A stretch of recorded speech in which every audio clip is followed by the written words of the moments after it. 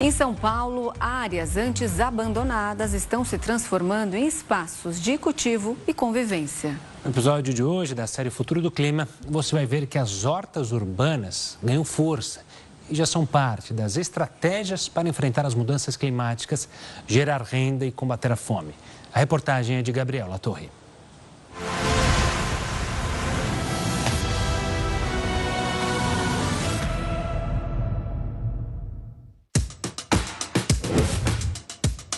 Você já ouviu falar em hortas urbanas?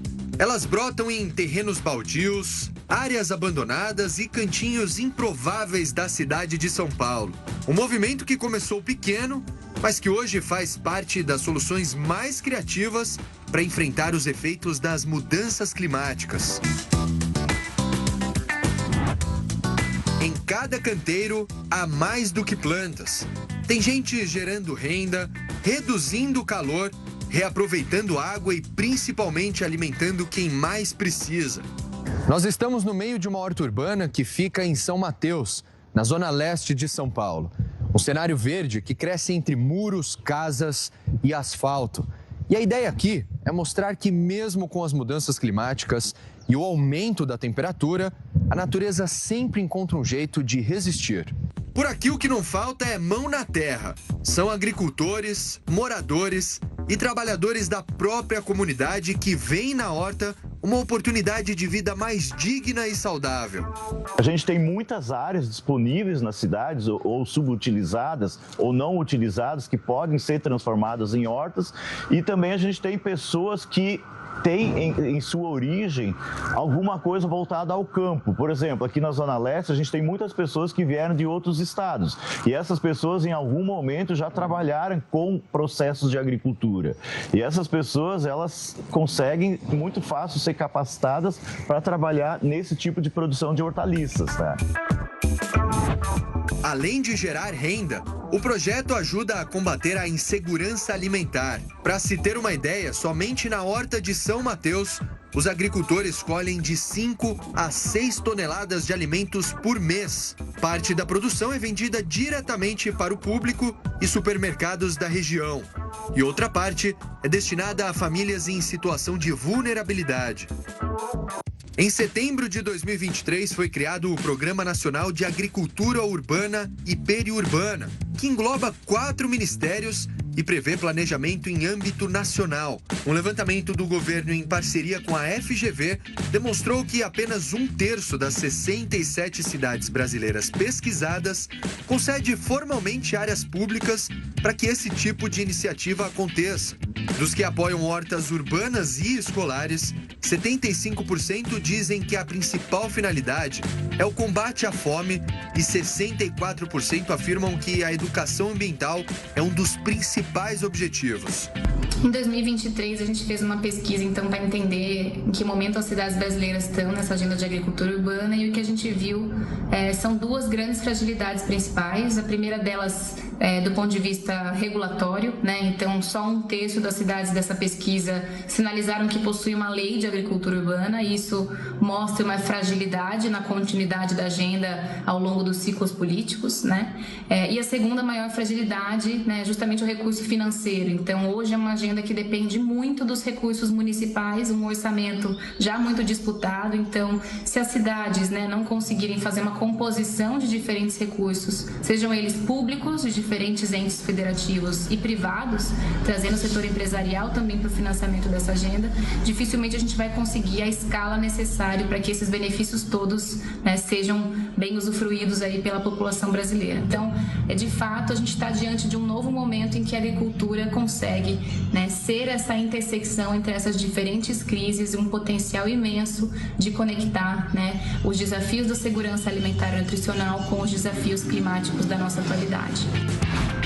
E elas, de fato, ajudam a reduzir o efeito das mudanças climáticas. O solo verde absorve o calor, melhora a qualidade do ar e transforma espaços abandonados em áreas vivas. Tudo isso em um terreno embaixo de uma linha de transmissão, que seria inutilizado se não fosse a horta. À medida que essa área aqui, ela tem uma área de 10 mil metros quadrados, então é uma área gigante.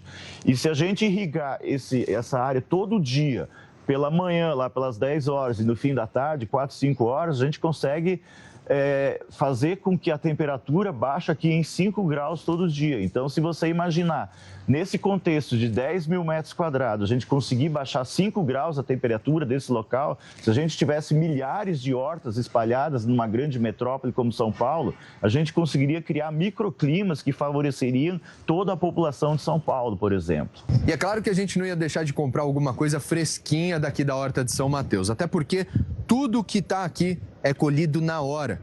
E o que vai para a mesa vem de pessoas que querem uma cidade mais verde. Esse movimento verde se espalha pela cidade. Segundo dados da prefeitura, são 140 hortas urbanas na capital paulista, 240 hortas em equipamentos públicos e 1.225 em escolas. Nos bairros da Moca, que fica na Zona Leste, e Vila Madalena, na Zona Oeste, a ideia é a mesma, em escala menor, mas com a mesma força. A Horta das Flores é um ponto de encontro entre vizinhos, um aprendizado constante sobre senso de comunidade, alimentação saudável e ajuda para quem precisa. Já na Horta das Corujas, uma das voluntárias explica que conheceu o projeto por acaso. Então, há um tempo atrás, eu estava caminhando aqui pela Praça das Corujas e encontrei uma horta.